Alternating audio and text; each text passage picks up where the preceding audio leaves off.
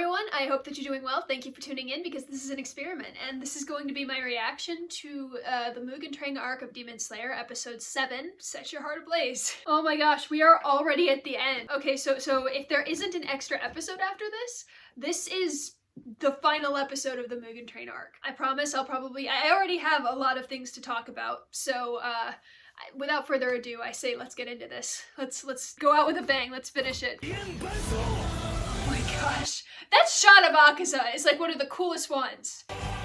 Gosh, this shot! So amazing. And Akaza just vanishes into the mist.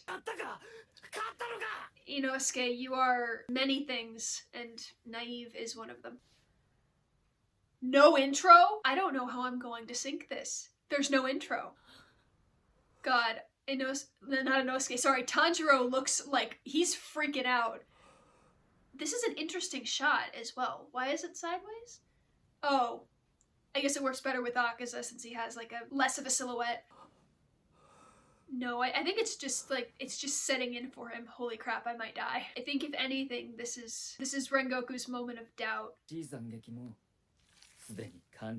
Did you just leave a slash open so you could heal it just right then to show off that you can heal? Shattered ribs, I knew it. No, not irreparable. All you need to do is go away, heal for a few months, and then come back. Yes! Oh my god, yes! Yeah, what are you seeing? You're seeing the flame. That's what you're seeing. With a smile! Whoa! Akaza, have you ever seen anything like that? Have you ever seen anything like that? And you never will again! You never will again! Rengoku KYOJURO! Rengoku! There it is, annihilation type. Oh my gosh!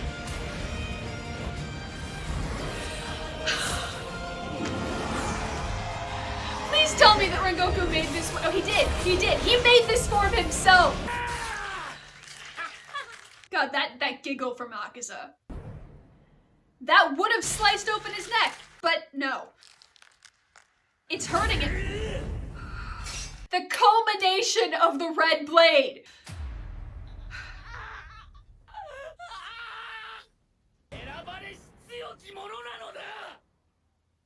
The thing is, Akaza's right. He's right. But here we'll see the difference between Akaza and Rengoku. Oh.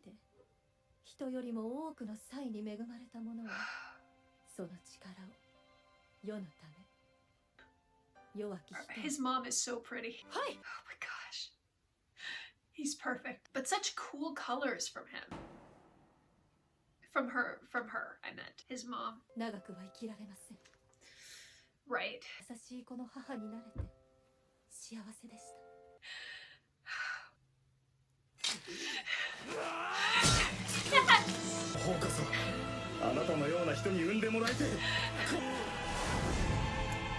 No! And yet, if I can't cut off your head, I will hold you here until dawn. Oh, his sword was thrown. That's interesting. Rengoku's using that same trick he taught.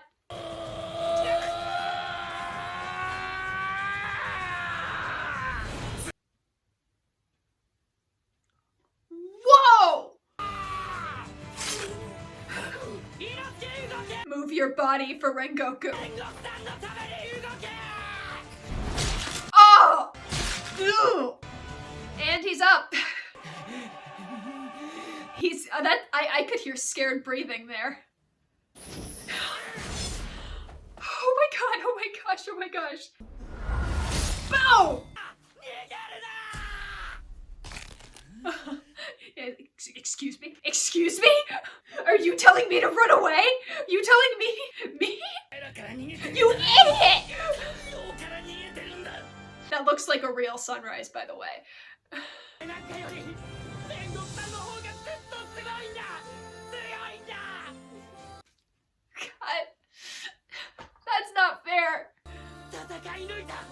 It's Tanjiro's song.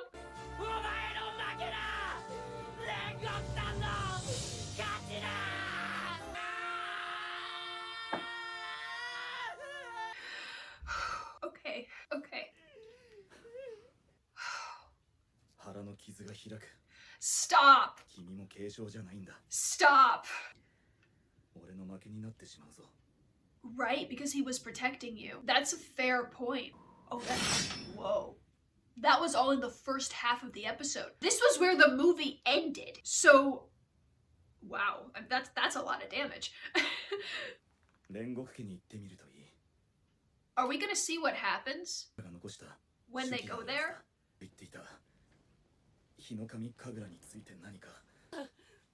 He was holding it in. You never remove an object from a bleeding wound or else it'll start to bleed more. He's so calm. Yeah, listen like your life depends on it. Inosuke, trying not to cry. There it is. And since Rengoku did it, all the other Hashira have to. And she didn't go after any of the humans either.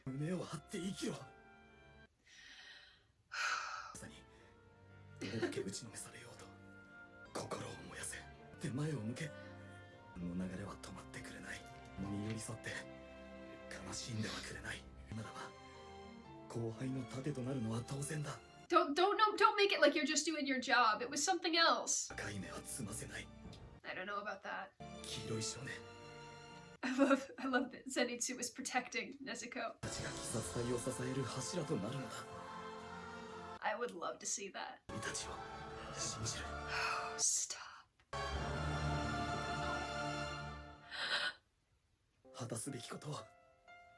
You're still doubting yourself, really? Don't doubt yourself here. Don't do that.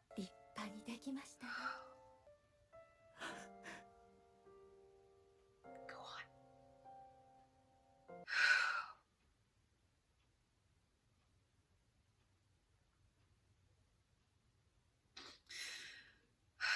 Good job. Be grateful you weren't there, Zenitsu. Yes.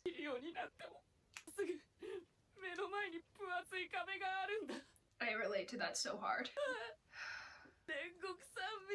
Yes. Manga spoilers be darned at this point. Tanjiro, you will become just like him. I mean...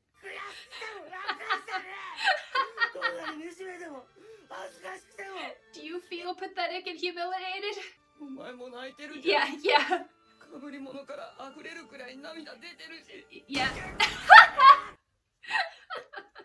But you are, though.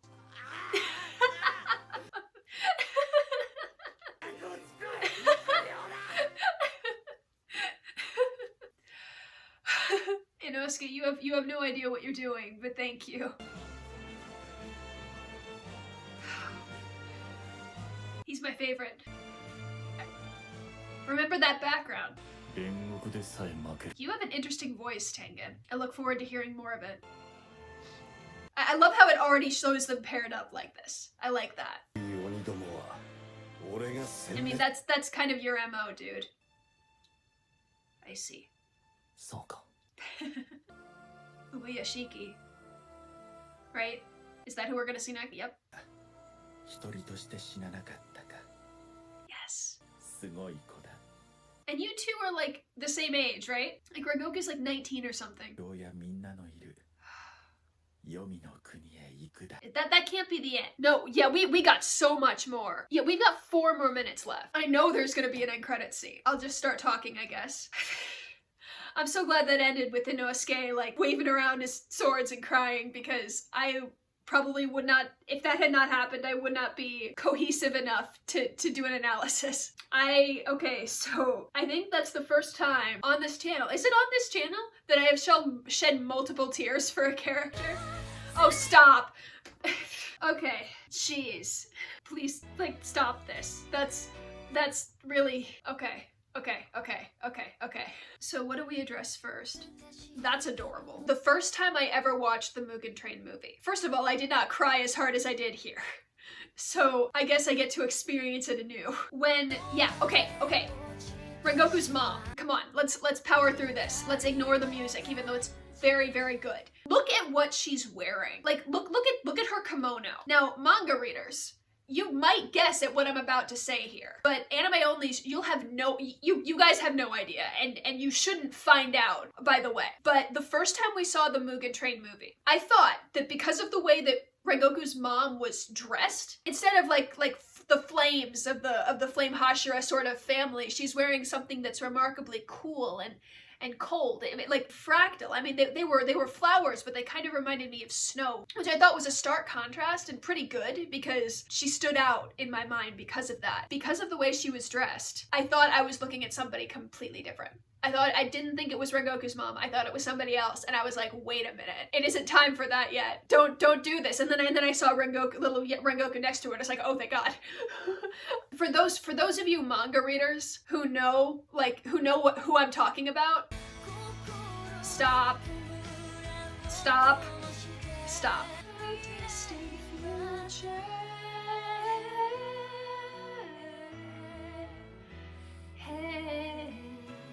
Okay, is there an end credit scene? There kind of has to be at this point. What? No end credit scene? Are you kidding me? I want to know what happens when they go to the Rengoku estate. Do they not show that? I guess I'll have to just go back in the manga and read it there then. Because I'm not gonna wait until next week. Next week, they start the Entertainment District arc. If you guys know who I was talking about, like any of the manga readers who might have a hint of who I was talking about, like please, I'll leave a comment that says like, please comment manga spoilers below this. Like reply to this comment with manga spoilers. And we can talk about that because it gave me a run for my money at the moment. I was like, wait a minute. No, we shouldn't be seeing this person until like seasons into the future. Why is Akaza ranked above Rengoku on my favorite characters list? This is why. I told you guys last reaction that I read the manga from chapter 70 onwards because I wanted to experience the Mugen Train like an anime only, basically. What ended up happening, I figured out through just the way that people approached the subject of Rengoku after that, I figured, oh, he's going to die in the Mugen Train arc. Okay, like I never get to know him. Cool. I'm still gonna keep reading. So even going into the Mugen Train arc, I knew either Rengoku was going to get like called away on another mission and then die off screen, or he's going to die here and we're going to see him die. And of course the latter ended up happening. So I never got a chance to really get to know Rengoku before I read the manga. I read the manga, I read it all the way through, I developed my favorite characters and I love them very dearly and I'm very intrigued by them. I saw the Mugen Train arc as the movie. I saw the Mugen Train movie. I cried for Rengoku. I was kind of like, oh, well, I mean, if this is all there is, I mean, we'll see Akaza again. That's the other thing. Akaza's not dead, so we can assume that we're going to see him again. And because of the more of the Akaza content that we got, what can I tell you? I started to like him. And I mean, I can't tell you why, because we have to wait until more of the Akaza content comes up. That's over and done with. Rengoku, though, will not be forgotten. Like, there are several animes that I can attest to that I have watched where somebody has died, and while they're super sad about it, everybody just kind of moves on from it, and even, like, forgets like their names or whatever. And I never liked that. But Rengoku is literally remembered and brought up throughout. I think even at the very, very end, like the end all be all finale of Demon Slayer, Rengoku is mentioned somehow. So he is remembered up until the very end of Demon Slayer. Not only is he remembered, Tanjiro takes his lessons and calls upon them when he's feeling like down on himself. He imagines Rengoku like telling him to look straight ahead and all of that stuff. Rengoku is an inspiration, not just to Tanjiro and to Inosuke and to Zenitsu, but to me and to the audience as well. One of the things about my lists that I should probably mention is that regardless of whether they are my least favorite character or my most favorite character, my willingness to talk about them increases the higher up the list you get. I can't talk for miles about Rengoku because this is all we see of him physically. Of course he's still remembered, but that's this is it. I kind of wore this to emulate both Akaza and Rengoku because it has both of their colors on it. So let's talk. And here's a little headcanon that will probably hurt a whole lot of you, but I need to share it. When Rengoku smiled, and oh god, I'm tearing up just thinking about it. When Rengoku smiled and then died, my headcanon is that the last thing he did while he was in his body is that he smiled. I think he honestly, at that moment, got to his feet and ran into his mother's arm. It just seemed like that. Since he didn't exactly have the strength to stand up, he just left his body there, which is the perfect end for the Flame Hashira, the most inspirational of them all. And let's talk about Akaza, because just to get him out of the way. I can imagine that there are a bunch of people right now that are kind of like Gabi, like their opinion towards Gabi from Attack on Titan. They're feeling that way about Akaza. So I'll keep this short, but let it be known that I could talk for days about Akaza, just like I could kind of talk for days about Gabi. Like with Gabi from Attack on Titan, I don't know why, but like I sympathize for her, so I don't exactly hate her. It's just like you were born in a savage society, and it's not your fault. You'll just, like, the brainwashing will just take a little bit more time to get knocked out of her. Anyway, we're not talking about Attack on Titan. Akaza, notice how much he loved fighting, but he loved fighting knowing that he would live, because the moment when the sun started to come up, he turned into a coward. He straight up ran. And I mean, of course, it's self-preservation, but I'm pretty sure that I could think of, like, some of the other upper moons would stay there for like an instant or two longer to see if they could, like, really dig the sword in there, or hand sword. What am I saying? Who would probably just try to get one last swing at Rengoku or Tanjiro or the others. I love that Rengoku said, if you die, my death would have been in vain, because that's how the fight started. Rengoku defended Tanjiro from Akaza. I completely forgot about that, and man, is that a callback. Because Tanjiro said, if Tanjiro earlier got stabbed by the guy, and Tanjiro said, if I die, that'll make this man a murderer. It's kind of like the same thing Rengoku is saying, if you die, then my death would be for nothing. That's just so interesting. Also, that scream that Akaza did when he was trying to break free, it echoed. Like anybody who's watching this video right now, watch it with headphones, because it went around it went from this ear to this ear and around my head, and it was an experience. You don't expect stuff like that from anime, but this, like, it was incredibly immersive, especially with the way that the camera also panned around, like in that movement. I was like, whoa, this is such an amazing feat of storytelling. It felt like I was there watching. It was awesome. My cynical, sort of more logical side, like when Akaza tore his arms out of Rengoku's grasp and then ran, the logical side of me was like, Tanjiro, you now have a demon arm that's not going anywhere. Take the blood. Like, do the special syringe and take the blood and give it to the disappearing cat. Like come on. That's Upper Moon 3. That's probably the closest you are going to get to Muzan Kibutsuji. But no, of course, it wasn't the time. Like, the Tanjiro had other things on his mind, and that's just the sign of a good storyteller. You are obviously supposed to do something, but the character is in too much emotional distress to do it. Like, even though me, as like a reader, a viewer, kind of was like, blood, the blood, I was surprised that Tanjiro didn't do it, and I think that was a good play. What else can I say? I mean, I want to see, like, what happens when Tanjiro and Inosuke and Zenitsu but they visit the Rengoku estate, and they tell Shinjiro that his son has passed away defending 200 passengers, like his death wasn't in vain. What is Shinjiro's reaction gonna be?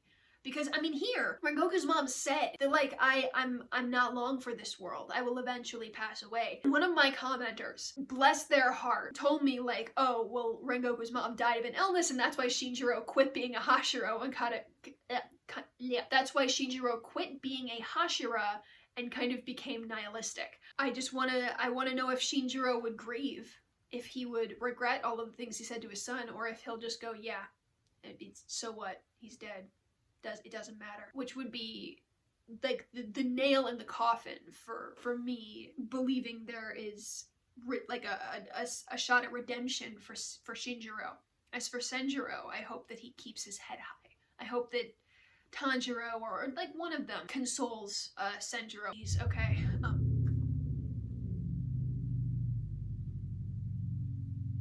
Hello, sir. When Akaza punched through Rengoku's abdomen, first of all, that kind of goes to show how easy Akaza was taking, like, how easy Akaza was going on Rengoku. Not to say that Rengoku is not powerful, he is, and Akaza saw that. And that's one of the things that it's kind of implied in this fight, that Akaza can see auras.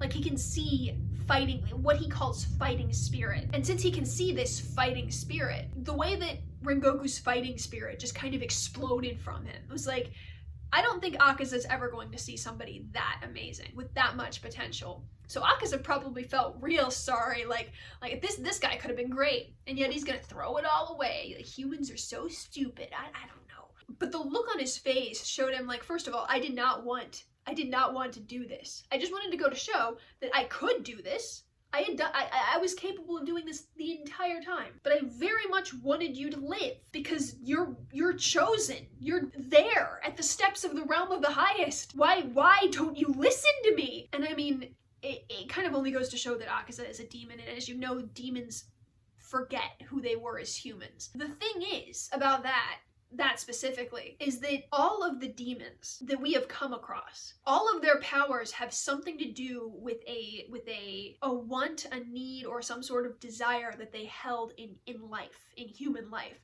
Like, Rui wanted the bond, like some sort of connection, so he was given strings to bond whoever he chose.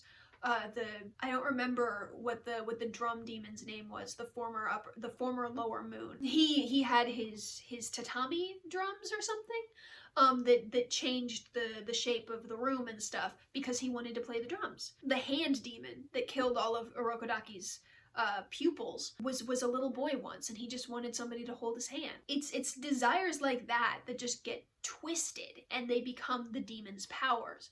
Akaza throws punches, and he even said as a fellow martial artist, so that can infer that Akaza was probably like a pretty strong karate fighter in his previous life as a human. I bet that Akaza genuinely felt bad that he had to go through all this work to kill Rengoku when Rengoku could have accepted his offer. I'm not gonna spill the beans on Akaza. I'm just saying what has been implied already. I mean, as for Enmu with the dream stuff, the only thing that I can like infer from that is that maybe Enmu was a drug addict or something. Like, it says on Enmu's wiki page that he might have retained his sadism from his human life. But since Enmu was never given a backstory, we have no idea who he was, what he wanted, or what the dream magic is all about. I mean, maybe he was a very spiritual or very mystical person. Maybe he had a bad life as a human and dreams were his only solace. I can really only make headcanons about Enmu's life, and I don't know. I don't know. I'd love to find some actual backstory for him, because though I don't like him, in fact, I vehemently don't like him, I would love to know what made him so awful. I mean, whoa, we're at 48 minutes. That's a lot of footage. I mean, for God's sakes, I'm trying to think. Like, I feel like I should be saying more. The esoteric art, the Rengoku. So, okay. So I should explain this. So while looking up stuff about Rengoku, like after I saw the Mugen Train movie, I saw that his 9th form, meaning Rengoku, means purgatory. Rengoku is his last name, and the fact that he took his father's name and made it into a form so empowering, so beyond its limit. I mean, at the time that Rengoku had become a Hashira, his father did not care.